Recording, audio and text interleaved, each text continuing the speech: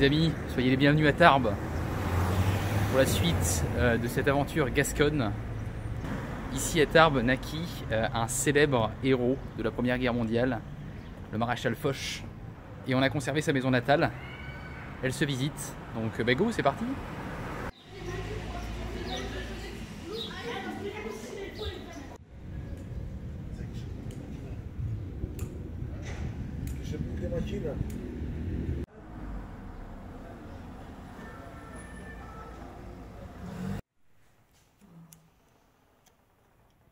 Bon, j'ai eu le droit à une petite visite guidée par une dame passionnée, ce qui m'a permis d'en savoir un peu plus sur l'histoire du maréchal.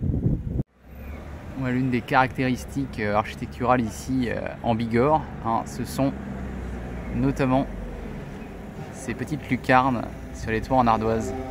Et à 2 pas d'ici, on retrouve un magnifique lycée général, le lycée Théophile Gautier, et où le maréchal a notamment étudié.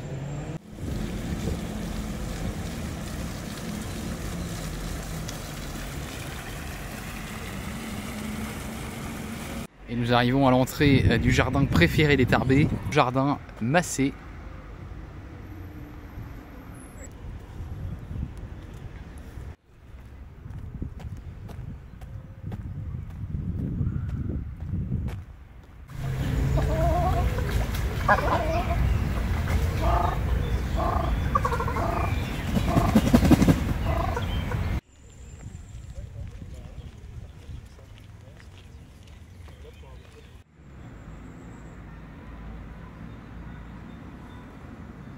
Alors je connaissais la pétanque, mais je ne connaissais pas la boule lyonnaise. Voilà, donc c'est une autre discipline, je ne connaissais pas. J'ai regardé un petit peu sur internet, et donc c'est pas de la pétanque. Au début je croyais que c'était le nom d'un club, mais non, c'est vraiment une discipline. Je ne connaissais pas.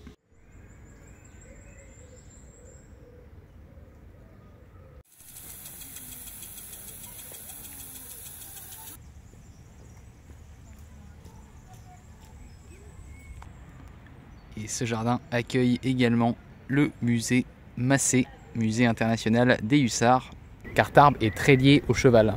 D'ailleurs tout à l'heure on va aller visiter le haras de la ville. Et on arrive face au plus ancien monument de Tarbes, cathédrale Notre-Dame de la Cède.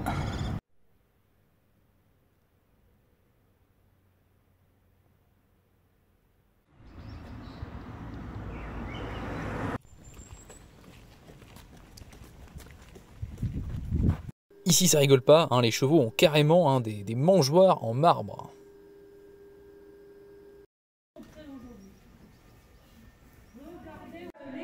On lui mettait ça autour du cou, notamment quand on faisait de l'attelage avec les grosses voitures que vous avez.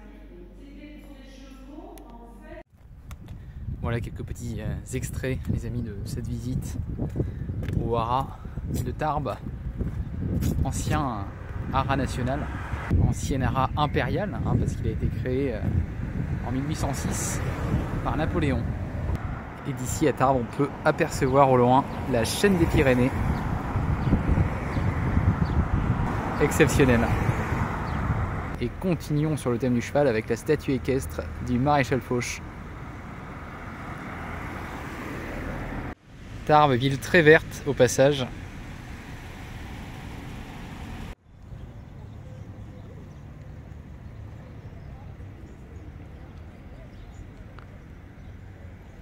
C'est l'heure du Maritime.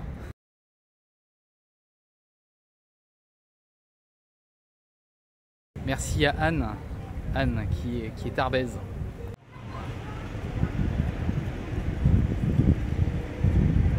On va acheter du fromage. Bon petit fromage locaux là. Ok, donc commençons tout de suite la dégustation. Donc nous avons 2 fromages. Nous avons un fromage à pâte pressée non cuite à gauche, à savoir du Laguiole, fromage au lait de vache, et à droite un fromage au lait de chèvre, fromage à pâte molle naturelle du Pélardon. Donc j'ai pris soin de les chambrer, ce qu'on appelle, c'est-à-dire les sortir un peu à l'avance du froid, pour qu'ils révèlent vraiment toute leur saveur. Donc je vais commencer par le vache, et puis après chèvre. Donc Laguiole, pour ceux qui ne connaissent pas, enfin moi non plus, je connais pas d'ailleurs, ça s'apparente un peu à du Cantal. On va goûter brut déjà, c'est important. En effet, hein, ça rappelle vraiment le Cantal. Allez.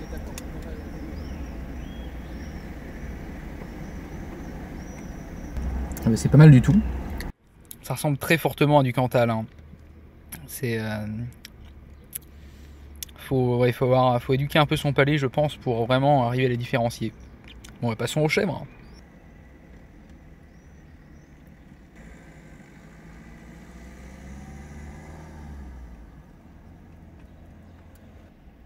Ouais, il faudrait pas attendre plus longtemps pour le manger, parce qu'il est...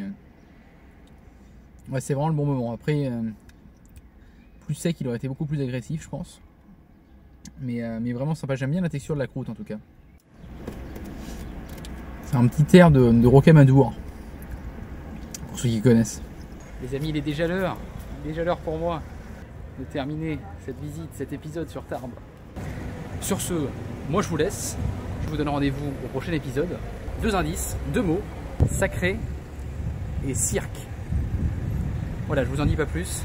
Et je vous dis à très vite les amis.